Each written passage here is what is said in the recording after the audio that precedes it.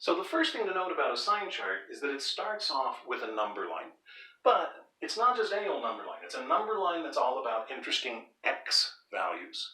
So what we're going to do is start at the top of all the work that we went through and label all the interesting x values that we encountered from the top down to the bottom. So the first thing that we wrote something down about was the domain. The domain had two interesting x values, 3 and -5. So I'm going to put a tick mark over here at -5, and then I'm going to put a tick mark over here for 3. Now, you do have to be a little bit careful when you're creating your number line to make sure that you're putting these numbers in the places they would actually land in terms of a number line. So you want to make sure that -5 is to the left of 3.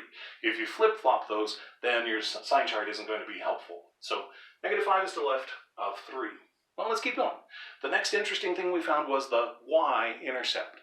But that's a y value. I'm not interested in y's when I'm talking about my sign chart. I'm only interested in x's. So I'll move on. Next interesting thing we found was the x-intercept. And the x-intercept was -1. Well, -1 lives somewhere between -5 and 3. So I'll put the -1 there. Next two pieces, vertical asymptotes, we have a 3 and a -5. Well, they're already on my sign chart, so I don't need to put them on again. Horizontal asymptote, that's an interesting y value, but again, I'm not interested in y's for my sign chart. So at this point, I have all the interesting things for my sign chart. So now that I have all these pieces and parts, the question then is, what am I going to do with all these interesting x values? The answer is these x values have come in and they've broken my number line into 4 different regions. I have the region that's to the left of -5. I have the region between -5 and -1. I have the region between -1 and 3, and I have the region to the right of 3. The fun thing about sign charts is that if I can determine what's happening in terms of the sign of my function for any one x value that lives in one of these regions, I can tell you what the sign is for every x value in that region. So if I can find an x value that lives to the left of -5 and determine the sign of my function for that one x value, I know for the entire region to the left of -5, my function will have that same sign. So let's go ahead and see what happens then. So let's choose one x value that lives to the left of -5. Now, you could choose any x value that lives to the left of -5, but my suggestion is to go ahead and choose something that makes your calculations easy. So, am I going to choose x equals -10,000,003? No, because that's too big. So, let's choose something like x equals -6. So then the question is, what am I going to do with that x value of -6? I'm going to go back to my function, and I'm going to write that down here one more time. My f of x is equal to x plus 1 divided by x minus 3 squared times x plus 5. And what I'm going to do is plug in this x value of -6 into this function. But I really don't care about the numbers themselves. I don't care whether I get a 7 or a 14. What I care about is the sign of each one of these pieces. So let's think about what happens when we plug in this -6 into the numerator. And what I'm interested in, again, is not the number that comes out, but the sign of that number. So if I plug a -6 in here, it's going to be -6 plus 1.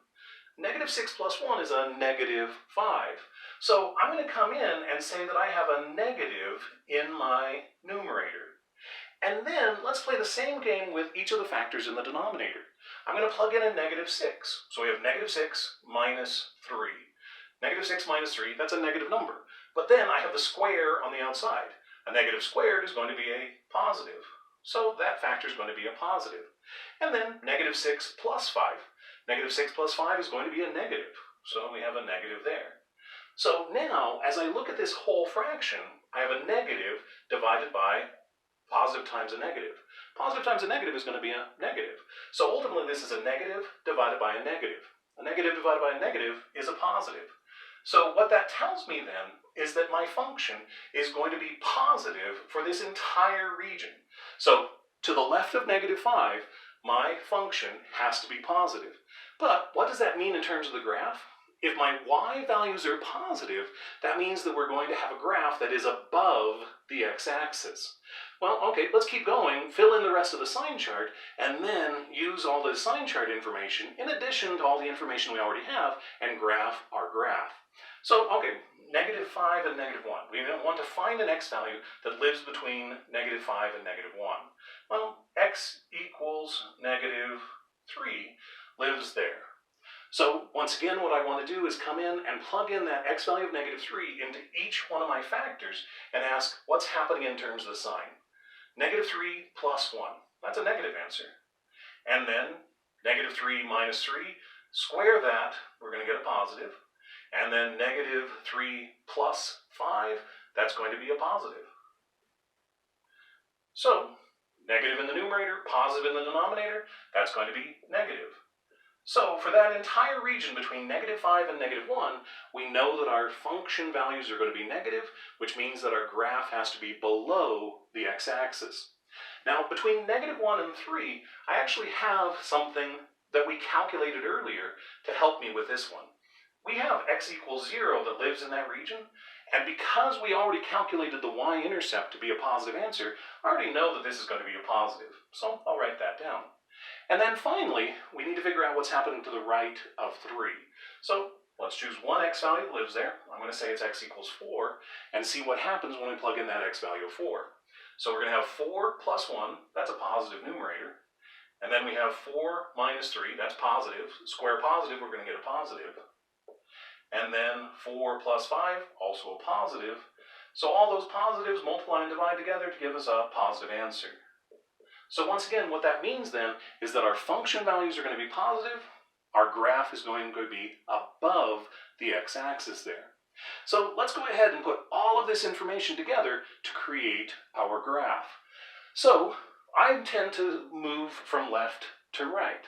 So as I look at this region to the left of -5, I know that our graph has to be above the x-axis, but I also know that it has to approach our asymptotes.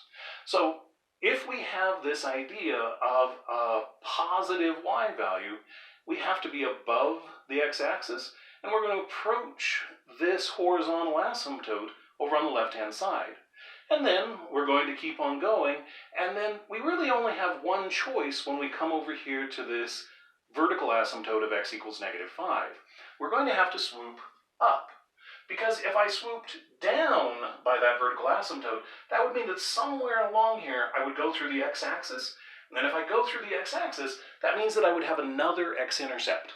I don't have another x-intercept to the left of -5, so I can't have that behavior. So what that means then is that we have to have a graph that looks like this to the left of -5. Well, let's keep going. Between -5 and -1, we know that our graph has to be below the x-axis. Well, okay, between -5 and -1, we have to be below the x-axis, but we also have to approach this vertical asymptote.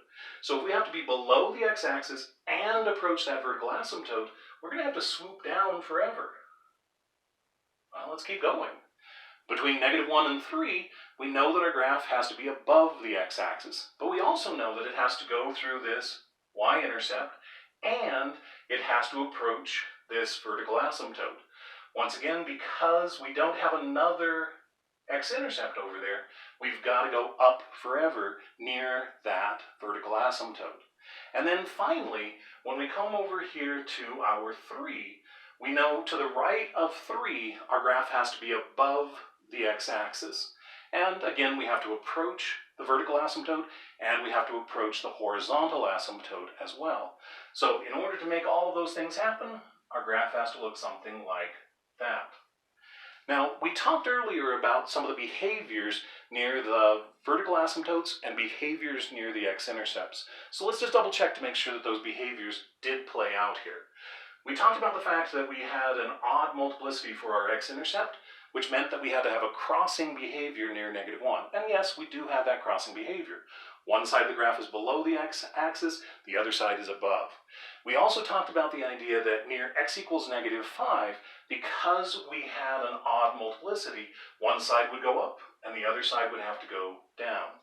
And finally, near x equals 3, we had to have the same behavior on both sides. So in this case, both sides are going up. We're going up on the left-hand side of that vertical asymptote, and we're also going up on the right-hand side of that vertical asymptote.